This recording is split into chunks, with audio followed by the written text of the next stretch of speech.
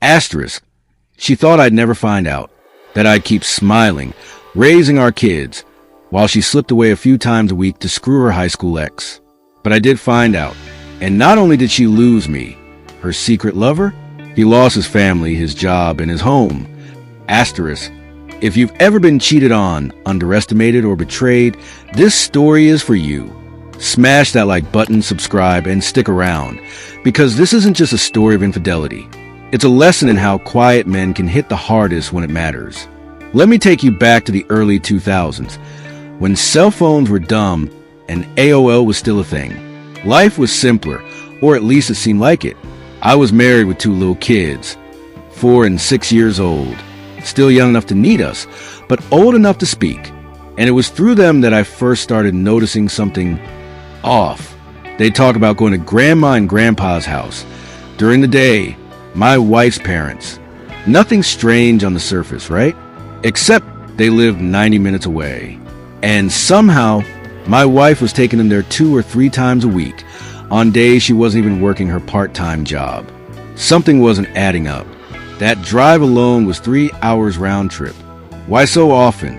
When I asked her, she denied it, said it must have been the kids mixing things up. But here's the thing. She was never a good liar. Not even close. Her face tense. Her stories didn't quite line up. And that gut feeling, the one that whispers when your world's about to tilt, wouldn't go away. So I started doing what any man with suspicion and a steady hand would do. I tracked her mileage. Quietly, carefully, week after week. And what do you know? She was driving an extra 400 miles a week. 400. That's not just a couple family visits. That's a whole damn double life. Still, I had no proof. No names. No confrontation that would stick. Until one day, fate left me a breadcrumb.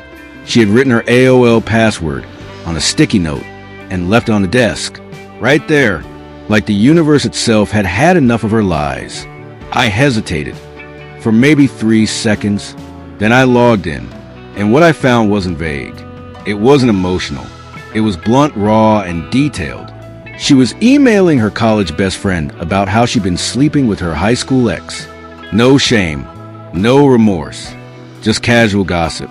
Talking crap about his wife. Laughing about how she'd let herself go after kids. That was it. I printed out every email, black and white proof. I wasn't even angry. I was cold, focused, because now I had the beginning of something much bigger. But I wanted more. I needed everything. So I called a friend of mine, a cop, and he hooked me up with a guy named Ron, a former detective turned private investigator. I gave Ron the emails, the mileage patterns, the background, and Ron got to work like a bloodhound on a scent. What he brought back, devastating. Photos, times, locations, reports. She was dropping the kids off with her parents, meeting the guy, Bob, for lunch, then heading to a cheap, grimy motel for a few hours before picking the kids back up and pretending like nothing ever happened. Bob was married with 3 kids. He worked as a VP of sales at a company owned by his father-in-law. Oh, now it was a game. I quietly filed for divorce. My lawyer had everything. The PI's reports, the emails, the mileage logs. And while infidelity didn't matter much legally in our state morally, emotionally, it meant everything. But I wasn't done. I asked Ron for extra copies of his report. One for me, one for my lawyer, and one for Bob's wife. I had Ron personally deliver it to her. I figured, if someone was being blindsided and made a fool of, they at least deserved the dignity of the truth. What she did next was beautiful. She didn't just confront Bob. She obliterated him. She cleaned out their joint bank account the same day, took the kids, moved out. Her father, remember Bob's boss and landlord, fired him on the spot, evicted him from a house they owned. Bob went from VP of sales with a house, a family, and a cushy life to jobless, homeless, and alone. And it got worse. There were court proceedings, ugly public fights. Bob tried to go back to the house one day, and things got so heated, his brother-in-law broke his nose. Police got involved. Charges were filed.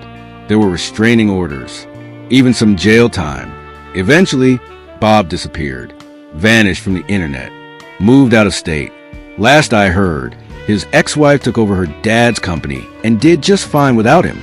As for my ex, we kept it civil. For the kids, nothing more. When they grew up, I cut all contact.